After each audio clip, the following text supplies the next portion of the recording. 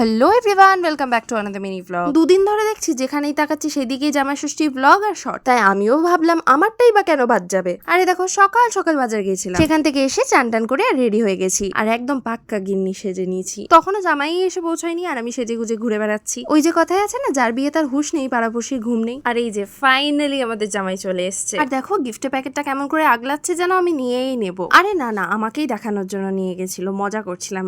আমি তো আরোহীকে রেডি করছিলাম, তার মাঝেই দেখি মাসিরা সবাই চলে এসছে। সবাই এসে গেছে আর অনেক বেলাও হয়ে গিয়েছিল, তাই জন্য তড়িঘড়ি করে চলে গেলাম সব আয়োজন করতে। আমার মায়ের তো বাধা পড়েছিল, তাই মাসি আজকে ফোঁটা দেবে।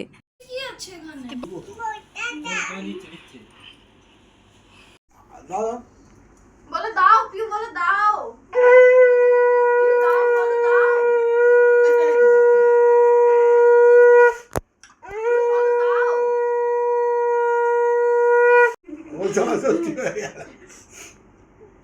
ফাইনালি ফোঁটা তো দেয়া হয়েই গেল, এবার খাওয়া দাওয়ার পর্বটা শুরু করা যাক। মা তো আর ফোঁটা দিতে পারলো না, কিন্তু রান্না বান্না সবটাই মা করেছে। ভাজাভুজি, মাটন, পমফ্রেট, মাছ, মিষ্টি দই, মিষ্টি, আইসক্রিম। 6:30টার দিক করে আমরা চলে গেলাম সবাই দিদার বাড়িতে। ও হ্যাঁ, তোমাদেরকে তো বলাই হয়নি, জামাই যে জামাটা পরে আছে সেটা আমার মাই দিয়েছে। তারপর তো বেরোনোর আগে আমার মামা মিমিরা এসেছিল, সবার সঙ্গে দেখা করে নিয়ে আমরা বেরিয়ে পড়লাম। আর জামাই ষষ্ঠীতে কিন্তু আমার মা একাই জামা দেয়নি, আমার মাসিও ওকে একটা জামা দিয়েছে। আমাকে আর আরোহীকেও কিন্তু ড্রেস দেওয়া হয়েছে। যাওয়ার দিন তো বেশি জ্যামও ছিল না, আর যেহেতু ভোরবেলা ছিল সেই জন্য রাস্তা বাস্তা ঘুরে ঘুরেও আসতে হয়নি, কিন্তু আসার সময় কিন্তু অনেক টাইম লেগেছিল। এসে কিন্তু সেদিনই নীলের একটা ছোট্ট করে বার্থডে সেলিব্রেশন করা হয়েছিল, যদিও বা 2nd জুনে ওর বার্থডে ছিল, 1st জুনে নয়। তাও সেলিব্রেশনটা আগে করে নেওয়া হলো, কারণ ও মামা বাড়ি চলে যাবে।